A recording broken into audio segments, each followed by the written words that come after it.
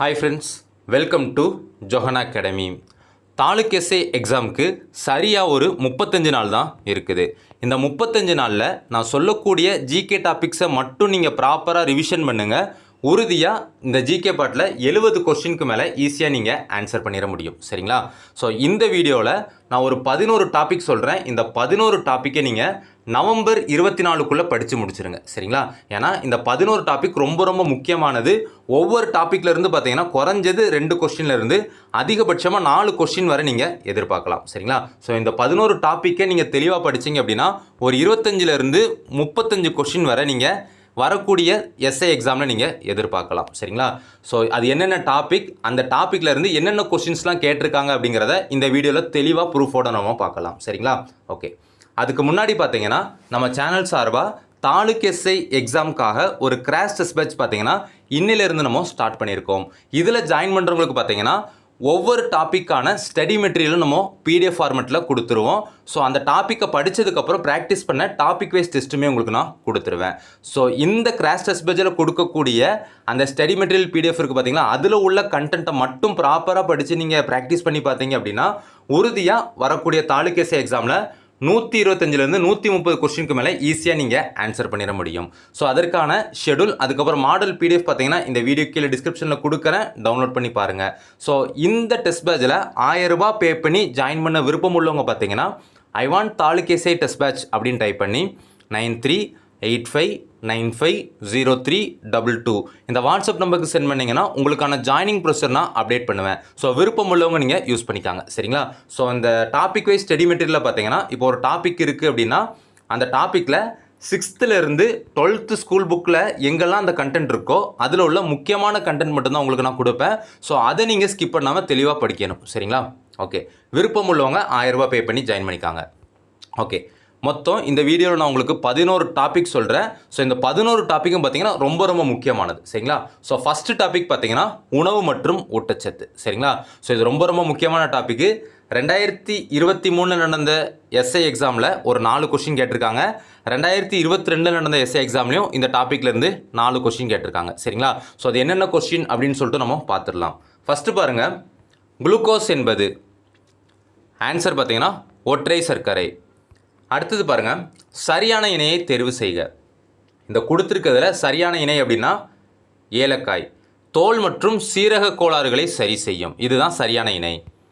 அடுத்தது, கீழ்கண்ட எந்த தாது உப்பு குறைவினால் இரத்த சோகை ஏற்படுகிறது? ஆன்சர் பார்த்தீங்கன்னா இரும்பு.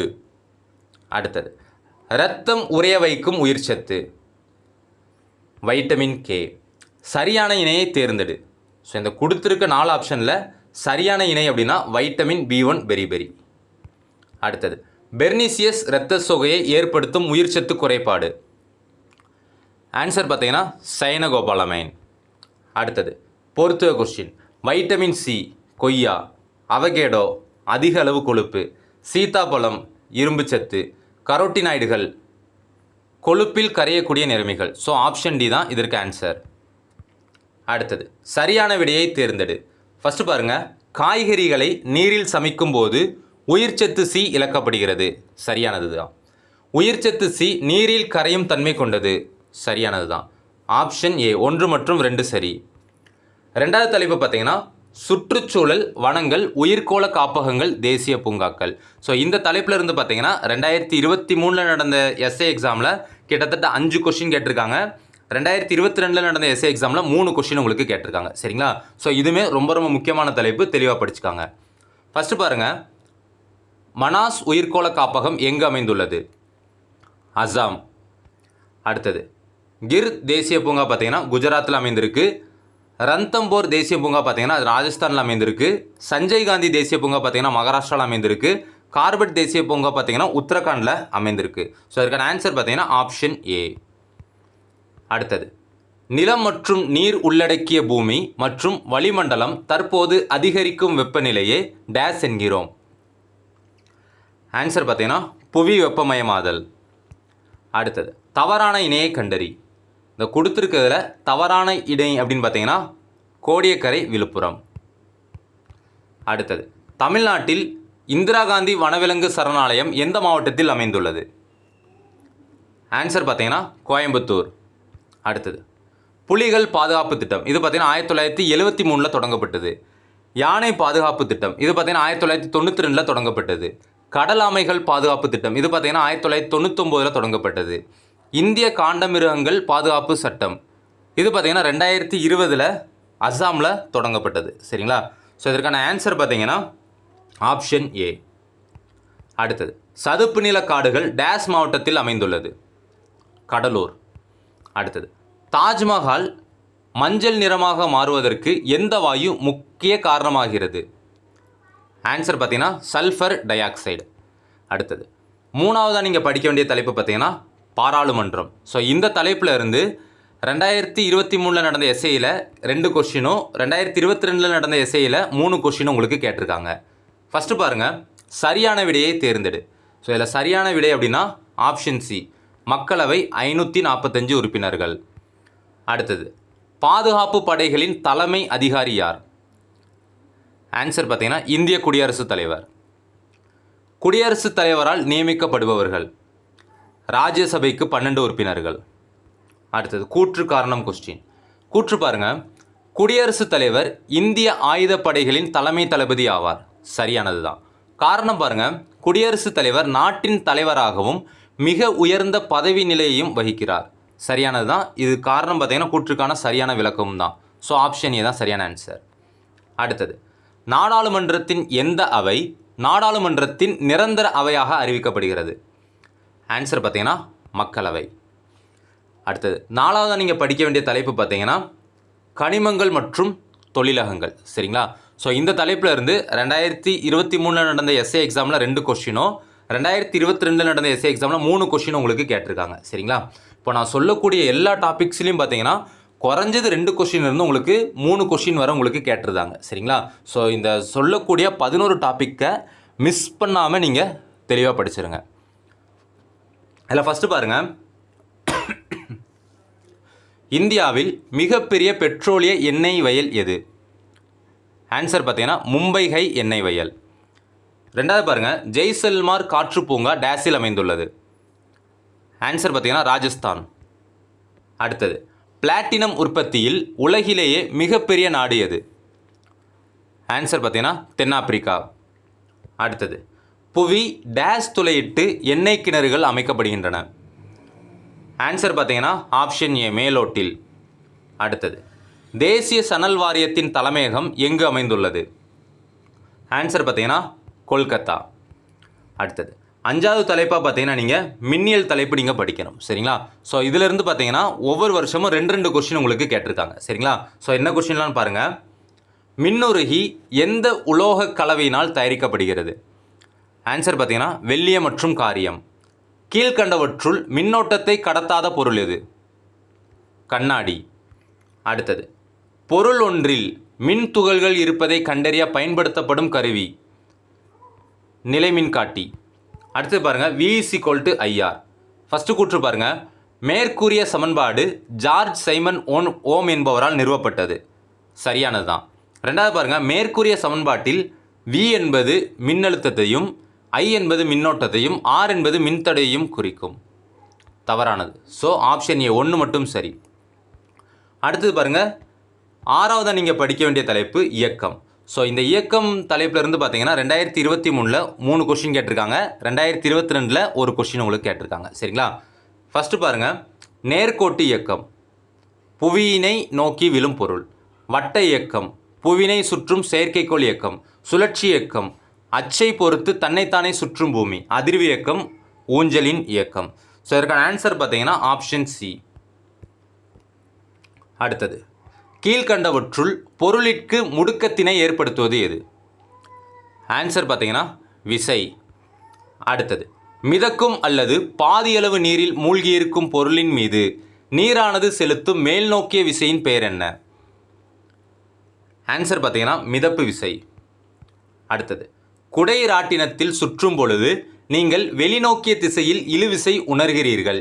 இவ்விசைக்கான காரணம்? ஆன்சர் பார்த்தீங்கன்னா மைய விலக்கு விசை. அடுத்தது 7வதாக நீங்கள் படிக்க வேண்டிய தலைப்பு பார்த்தீங்கன்னா ஒளியியல். சரிங்களா? ஸோ இந்த தலைப்பில் இருந்து பார்த்தீங்கன்னா 2023 2 கொஷினும் 2022 ஒரு கொஷின் உங்களுக்கு கேட்டிருக்காங்க. ஃபஸ்ட்டு பாருங்கள், சூரிய உதயம் மற்றும் மறைவின் பொழுது சூரியன் சிவப்பாக காட்சியளிக்க காரணம். ராலே ஒளி சிதறல். முதலில் தொலைநோக்கியை உருவாக்கியவர் ஜோஹன் லிப்ரஷே. வெள்ளை ஒளி ஒரு ஊடகத்தினுள் செல்லும்போது எந்த நிறம் அதிக வேகத்தில் செல்லும்? சிவப்பு நிற. அடுத்தது 8வதாக நீங்கள் படிக்க வேண்டிய தலைப்பு பார்த்தீங்கன்னா உள்ளாட்சி அமைப்பு. சரிங்களா? ஸோ இதிலிருந்து பார்த்தீங்கன்னா உங்களுக்கு 2023 2 கொஷினும் 2022 ஒரு கொஷினும் கேட்டிருக்காங்க. ஃபஸ்ட்டு பாருங்கள், சுமார் 10,000 பேர் வாழக்கூடிய ஊராக இருந்தால் பேரூராட்சி எனப்படும். இது நகரத்திற்கும் கிராமத்திற்கும் இடைப்பட்ட ஊர். சரியானது தான்.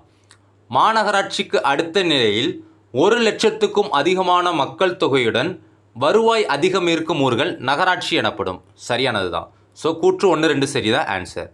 அடுத்தது, கிராம பஞ்சாயத்துகளின் பதவிக்காலம் எத்தனை ஆண்டுகள்? ஆன்சர் 5 ஆண்டுகள்.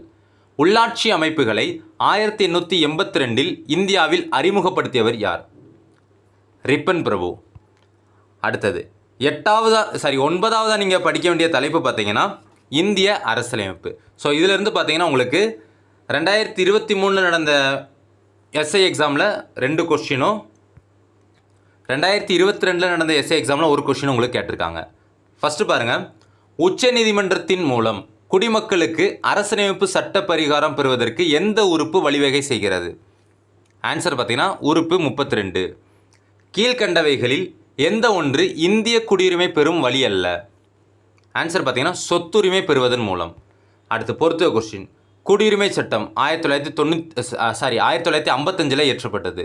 முகவுரை ஜவஹர்லால் நேருவோட குறிக்கோள் தீர்மானத்தின் அடிப்படையில் அமைந்திருக்கு. செம்மொழி தமிழ் 2004 செம்மொழி அந்தஸ்தை தமிழ் பெற்றது. குறு அரசியலமைப்பு 42வது அரசியலமைப்பு சட்ட திருத்தம். ஸோ இதற்கான ஆன்சர் பார்த்தீங்கன்னா சி. அடுத்தது விஞ்ஞானிகளின் பங்களிப்பு. ஸோ இந்த பகுதியிலிருந்து பார்த்தீங்கன்னா உங்களுக்கு 2023 கிட்டத்தட்ட உங்களுக்கு 3 கொஸ்டினும் 2022 நடந்த எஸ்ஏ எக்ஸாமில் 2 கொஸ்டினும் உங்களுக்கு கேட்டிருக்காங்க. ஃபஸ்ட்டு பாருங்கள், இரத்த வகைப்பாட்டை கண்டுபிடித்தவர் லான்ஸ்டைனர். அடுத்தது பொறுத்துக கொஸ்டின் கொடுத்துருக்காங்க. மாரா விகித விதி ஜோசப் ப்ரவுஸ்ட். கேத்தோடு கதிர்கள் சர் வில்லியம் க்ரூக்ஸ். ஆனோடு கதிர்கள் Goldstein. Neutron James Chadwick. So இதற்கான ஆன்சர் பார்த்தீங்கன்னா ஆப்ஷன் ஏ. அடுத்தது, பல தலைமுறைகளாக படிப்படியாக ஏற்பட்ட சாதகமான வேறுபாடுகளின் தொகுப்பினால் புதிய சிற்றினங்கள் உருவாகிறது என்று கூறியவர்? ஆன்சர் பார்த்தீங்கன்னா டார்வின். வெற்றிட குடுவையை கண்டுபிடித்தவர்? ஆன்சர் பார்த்தீங்கன்னா ஜேம்ஸ் திவார்.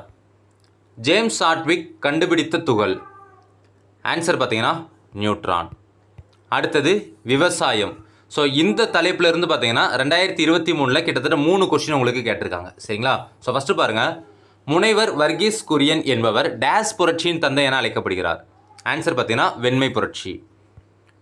அடுத்தது பொறுத்துக கொடுத்துருக்காங்க. ஃபஸ்ட்டு பாருங்கள், கர்நாடகா காப்பி, அசாம் தேயிலை, கேரளா ரப்பர், குஜராத் எண்ணெய் வித்துக்கள். ஸோ இதற்கான ஆன்சர் பார்த்தீங்கன்னா ஆப்ஷன் ஏ. அடுத்தது மறைநீர் என்றால் என்ன? ஸோ மறைநீர் என்பது பார்த்தீங்கன்னா விவசாயம் அல்லது தொழிற்சாலை உற்பத்தியின் போது நுகரப்படும் நீர் தான் மறைநீர் அப்படின்ட்டு அழைக்கப்படுது. ஸோ ஆப்ஷன் டி தான் ஆன்சர். சரிங்களா? ஸோ இந்த வீடியோவில் இந்த 11 டாபிக் நான் சொல்லியிருக்கேன். ஸோ அதற்கான ப்ரூஃபுமே நான் உங்களுக்கு இந்த வீடியோவில் தெளிவாக காமிச்சிருக்கேன். சரிங்களா? ஸோ இந்த 11 தலைப்பை நீங்கள் தெளிவாக ப்ராக்டிஸ் படிச்சிங்க அப்படின்னா உறுதியாக 25 35 கொஸ்டின் வரை உங்களுக்கு வரக்கூடிய எஸ்ஏ எக்ஸாமில் நீங்கள் எக்ஸ்பெக்ட் பண்ணலாம். சரிங்களா? ஸோ இந்த ஒவ்வொரு டாப்பிக்கும் படிக்கிறதுக்கான ஸ்டடி மெட்டீரியல் வேணும் அப்படின்னா நீங்கள் நம்ம பேட்சில் ஜாயின் பண்ணிக்காங்க. ஸோ ஸ்டடி மெட்டீரியல் பிடிஎஃப் மட்டும் உங்களுக்கு நான் செப்பரேட்டாக கொடுக்கல. சரிங்களா? ஸோ ஸ்டடி மெட்டீரியல் ப்ளஸ் அதுக்கப்புறம் டெஸ்ட் மெட்டீரியல் எல்லாம் சேர்த்து தான் உங்களுக்கு 1000 ரூபா. ஸோ விருப்பம் உள்ளவங்க 1000 ரூபா பே பண்ணி நம்ம கிராஷ் டெஸ்ட் பேட்சில் ஜாயின் பண்ணிக்காங்க. ஸோ விருப்பம் உள்ளவங்க இந்த வாட்ஸ்அப் நம்பரில் என்ன கான்டாக்ட் பண்ணுங்கள். தேங்க்யூ.